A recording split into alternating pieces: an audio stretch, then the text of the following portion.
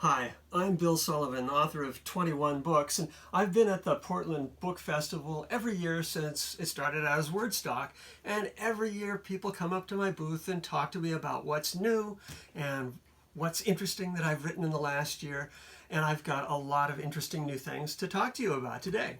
So, of course, I'm maybe best known as the guy who does all the hiking guidebooks. I have hiked every trail I could find in the state, and I update them every year. So important this last year because of the pandemic, the fires, and the permit changes for trails around Bend. You have to have a new permit starting in May, and I warn you about it in this book.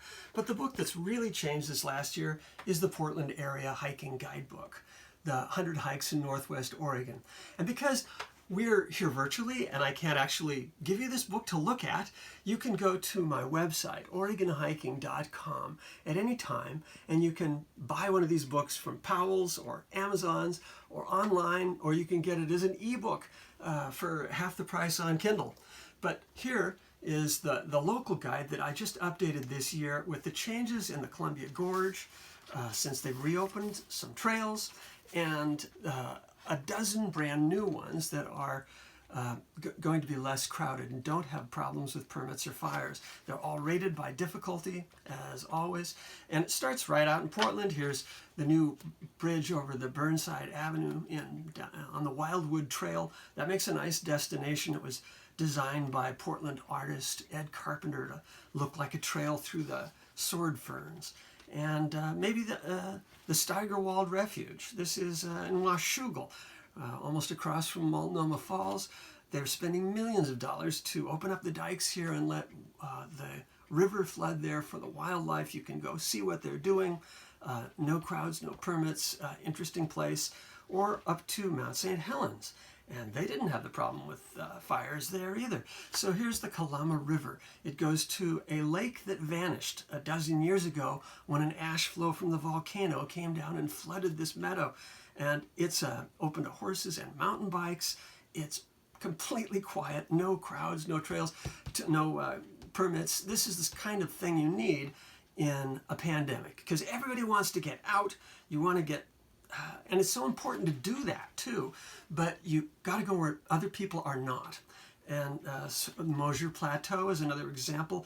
If you don't want to get a permit for the Dog Mountain Trail because you have to get permits on summer weekends now and there's a bus, go here. It has the same wildflowers. It's easier and doesn't have the problems with permits. There's another Punch Bowl Falls, the one in the Columbia Gorge, still often closed because of, they've fixed it since the fires, but it still has problems with overcrowding. So go to the one near Hood River, brand new county park with a whole trail system built by the Trail Keepers of Oregon. There are trails like that throughout the whole book, and I've added 16 pages. So at the back of the book now, it has all the hikes that I'd left out of previous editions. So now you can still do these other hikes, and you wind up with 200 hikes in the local hiking guide that's updated this year. It does not have the wildfires in September of this year. That affected a couple, the Olally Lake and but not Below the Woods or Bagby Hot Springs. And all of that information is online on my website, OregonHiking.com. Go to Trail Updates, and it has all the changes for every trail in Oregon for the last 5 years.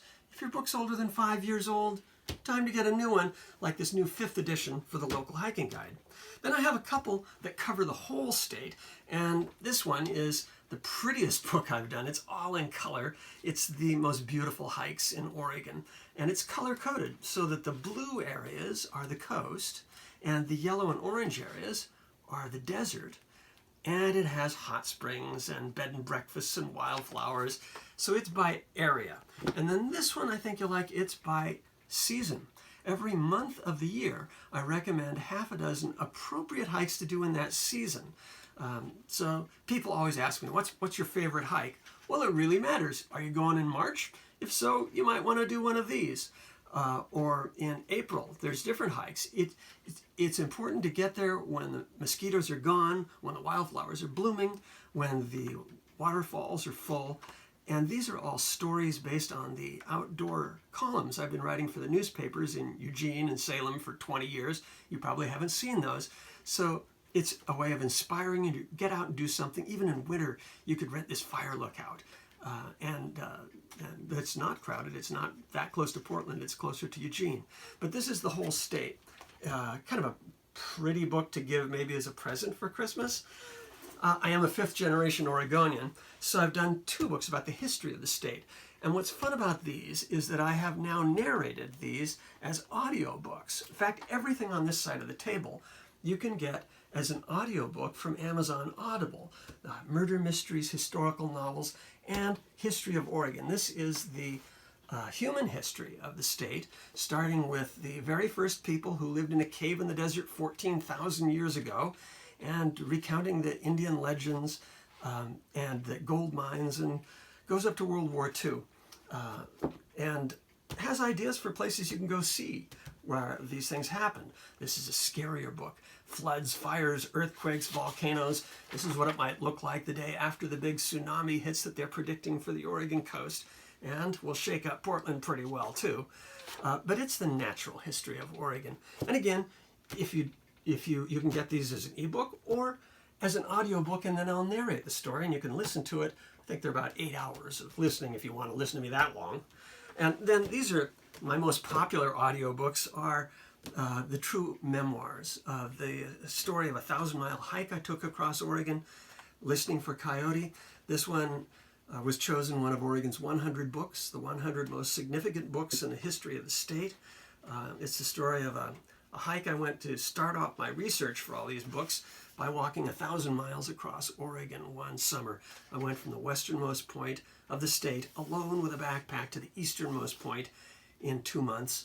And along the way I was held at gunpoint by marijuana growers and poisoned myself with mushrooms. It's an adventure story that tells a lot about Oregon. My other kind of favorite one is Cabin Fever. It's the true story of the log cabin that my wife and I built by hand out in the wilds of the Coast Range. And there's no road or electricity. We built it using only hand tools and kind of solve a ghost story on the way as we deal with what happened to the homesteader before us who was murdered there. Now this series is murder mysteries set mostly in Oregon. One about a missing Einstein formula. This is the most popular book at Timberline Lodge. It's the case of D.B. Cooper's parachute. A mystery, of course, that's the great unsolved mystery of the Northwest. What happened to this guy who parachuted with $250,000 and got away with it? Well, it's set mostly in Portland, and they wind up at Timberline Lodge, which is why it's the most popular book at Timberline. Just a fun book to take with you for a weekend in an iconic place like that, Timberline. And then these are historical novels. Now, my wife is a Danish background, and she and I both speak Scandinavian languages. So I'm interested in the Viking age. And people say, you mean hiking? And I say, no, Vikings. And so the first in this series is about the start of the Viking age in Norway. And each book is about the excavation of an actual real Viking ship. This one was found in a hill in Norway in 1904, the greatest Viking grave ever discovered, dumbfounded the archaeologists because it was buried for a woman. The bones were female. Who was this queen? Well, there is a saga about it. I researched that and tell her story and the excavation. Now, my latest, and you don't have to read them in order, is about the middle of the Viking Age in Denmark. And this one deals with Harold Bluetooth. Of course, Bluetooth is not merely a wireless technology. Harold Bluetooth was the Viking king of Denmark who conquered England because the English king had murdered his daughter. And so this one has 2 timelines, as they all do in this series. One is the excavation itself. And in this case, this ship was excavated in World War II. Hitler was very interested in Norse mythology, but he also wanted to eliminate the Jews. And some of the people on the Danish excavation team were Jewish. That becomes part of the story and there's a parallel to the Viking Age when the English king was trying to eliminate Danes in England through genocide. So they're illustrated by my daughter with pen and ink drawings of actual artifacts from real excavations. You learn a lot about the real Viking age. They also make fun audiobooks and Kindle. So there's 21 of my books, and a couple of them brand new. The Local Hiking Guide, this historical novel set in Denmark about the Viking age, and then a couple of just beautiful color books that make nice presents for the holidays. I wish I could hand these books to you in person, but if you go to OregonHiking.com, that has all the information for ordering it however you want, and you can just walk into a bookstore and get one as well. I wish I could autograph them for you in person, but I've been at every one of these festivals since the very first, and I hope I'll see you there again next year in person at the Portland Book Festival. Thanks.